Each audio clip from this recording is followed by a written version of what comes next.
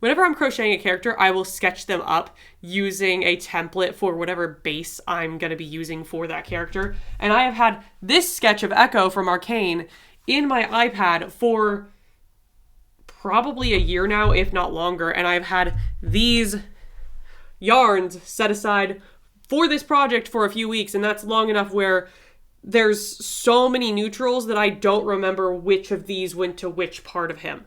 So I think I need to actually start crocheting him or he will never be made. Now here's the thing. I work from a base for basically everything I do, which means that there's not a lot of fun design talk for a lot of this project. So this is the base I'm working with. Most of the making of this for Ekko is gonna just be color changes. I don't see anything on here that's gonna be anything that is other than a color change design-wise. So instead of just going through a time lapse of making this in a different color, I might just do a cool transition like this, and then the body will be done and I'll be wearing different clothes. Yeah, so most of this was just a color change from, I don't have the original one up here, but it mostly was just a color change.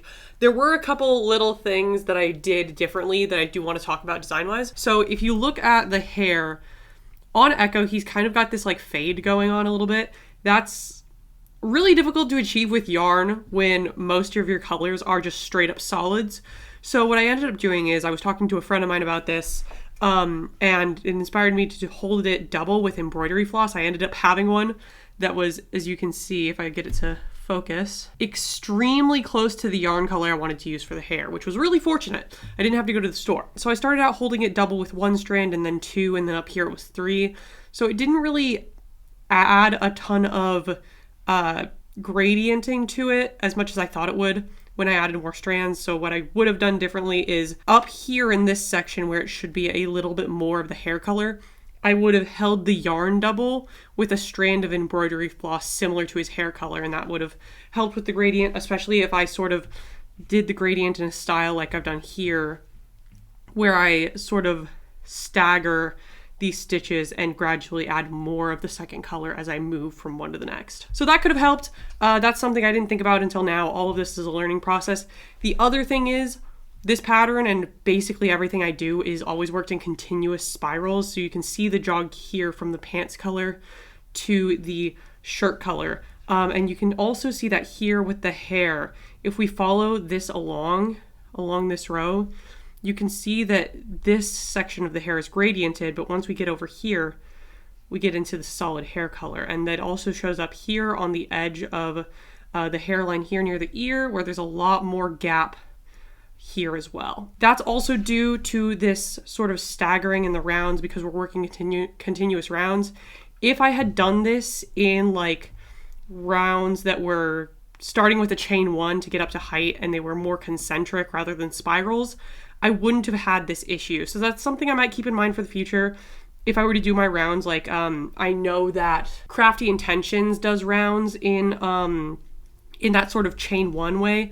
But the other thing it does add is a seam where that chain one is, and I didn't want that look.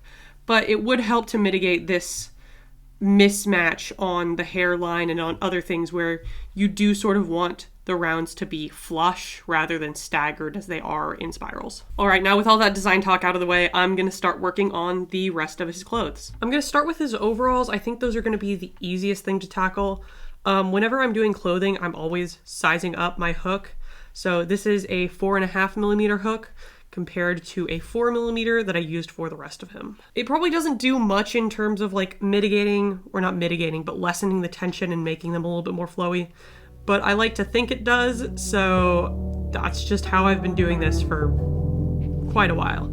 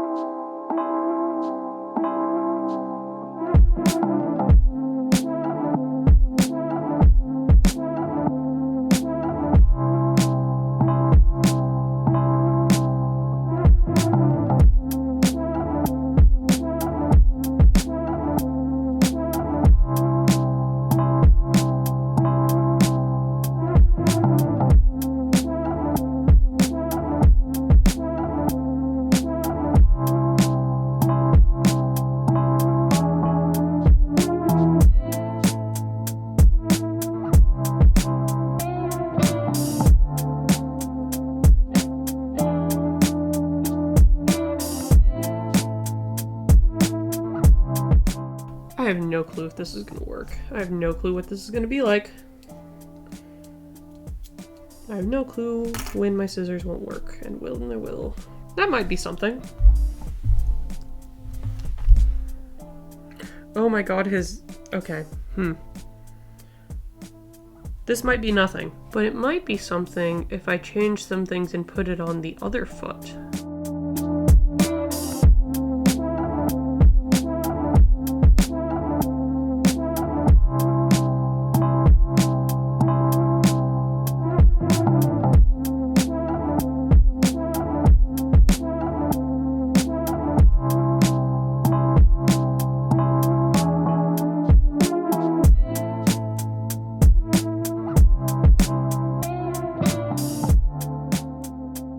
Alright, that is the majority of the clothing done.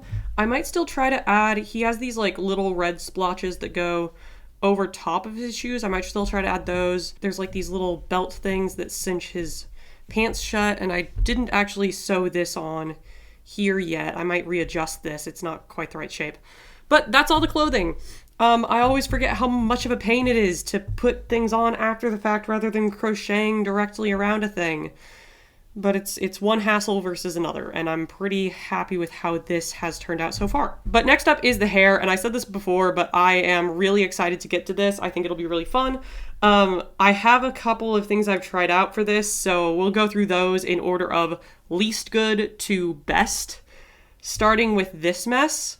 So Ekko has these they're like dreadlocks, but they're like twisty dreadlocks in a way. And that's kind of how his hair looks. So I was looking up how to crochet dreadlocks because that's something I had come across when I was looking up how to crochet hair, and I was like, I'm not looking for that type of crochet, but I will file that away in the back of my mind. And another one of my friends brought it back up when we were talking about this. So this was my first iteration of trying to comb out all the strands and try and separate them to make it easier to try and make them into dreadlocks. As you can see, didn't really work. This is the second version, which worked a little bit better. I did not separate the strands. I just sort of this works better with a thinner hook, but I kind of just went through splitting the yarn and grabbing another one of the strands like this. If I can show you, just sort of splitting the strands, grabbing a different strand and pulling it through that one. You can see the vibe of a dreadlock there almost, but it's still super gappy and it's not super tight, and it was going to take forever to make this dreadlocky because the yarn is so thick. I think this just would work better if it was actual hair rather than yarn, but it's something I can keep in mind and try again later. These are a little bit closer. These I've plied yarn together and twisted it because, again, his hair is kind of twisty. The issue with both of these is the creation of these knots, and I could just sort of hitch them to the head, but I don't really like doing that. And it takes kind of a lot. This is 4 strands, and as you can see, it's still really loose and has no structure to it. I'm glad that I learned how to ply the yarn. I think this would add a really nice detail to something that needed something corded, but it's not my favorite for this in particular. It looks pretty good. It does, but there's not a lot of structure to it, which is the unfortunate thing. Last up is the idea I actually had first, and that's just to do sort of this single crochet ring. This is a 4-stitch round that I've just done a bunch of, and this is by far my favorite option. As unfortunate as it's going to be to make a bunch of these, I like this the best. It's got that structure. I can sort of maneuver these a lot better than I can with any of those other ones. And it has that tube shape that his actual hair has. It might be a little bit chunkier than what his actual hair looks like, but I think that it's going to be the closest to looking right. And I honestly really like chunkier hair components for this type of thing, for crochet stuff. I like it when there's more chunky hair bits than really thin, small, accurate ones. So this is what we're going to be going with. So I'm going to have to make a bunch of these.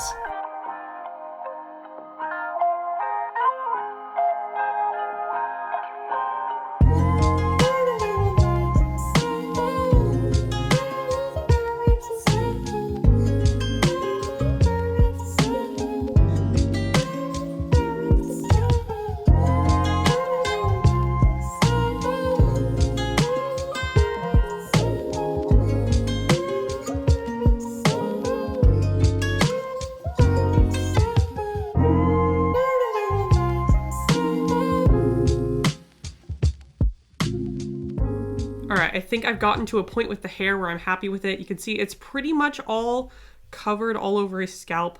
There's a lot of strands here. I counted, there's 27, which is probably fewer than I've done in the past, but that's still full coverage, which is great. So now it's basically on to the last little bits of detail. I have a little bit left to do with the hair. You can see this strand, you might have noticed it as I was sewing things on. I've left this one out so I can sort of sew some of these strands into place. It helps to keep the hair in the correct shape and not do that. As well as I have these little gray pieces that I'm going to use to make some of the beads that he has around his hair, like that. But yeah, just the last little bits of detailing here, and then we'll be done.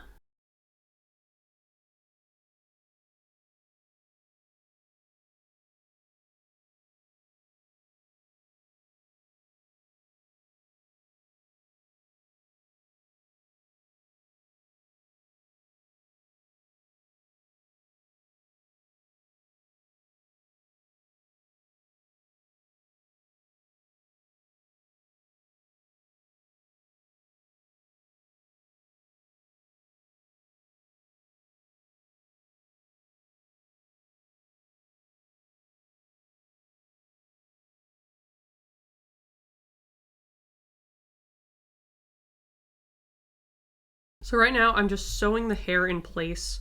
And again, what this does is it stops it from doing this. It keeps it sort of in the position that I want it to be in for the most part. Obviously, some of this is gonna have to be like up and loose and floppy to keep the structure, to keep it all looking right, but just sort of getting certain parts connected.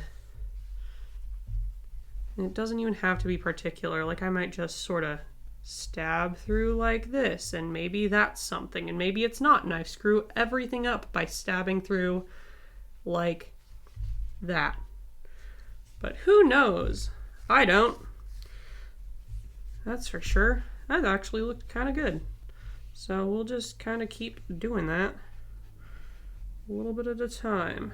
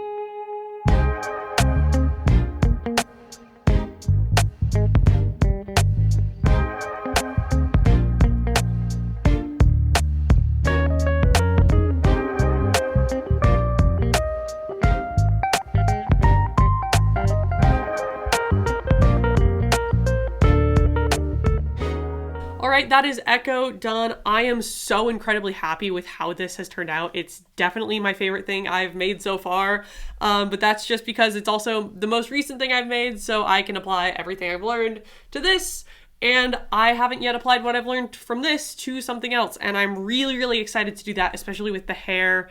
Again, hair is my favorite thing, and also least favorite thing about making characters or dolls or whatever you want to call them. If you enjoyed this video and want to see more stuff like this, where I sort of go through my process of designing things, subscribe, like the video. I'll probably be doing more stuff like this. I find it really fun to talk through my process and everything, especially when I'm dealing with like just customizing a base I've used a bunch of times before. And if you want to see pictures or anything, you can find that on my Tumblr or my Instagram, which are both linked in the description below. Also, if you crochet yourself, let me know if there's any parts of this process that you want me to go into further detail in, if you want to learn sort of more of how I think about it.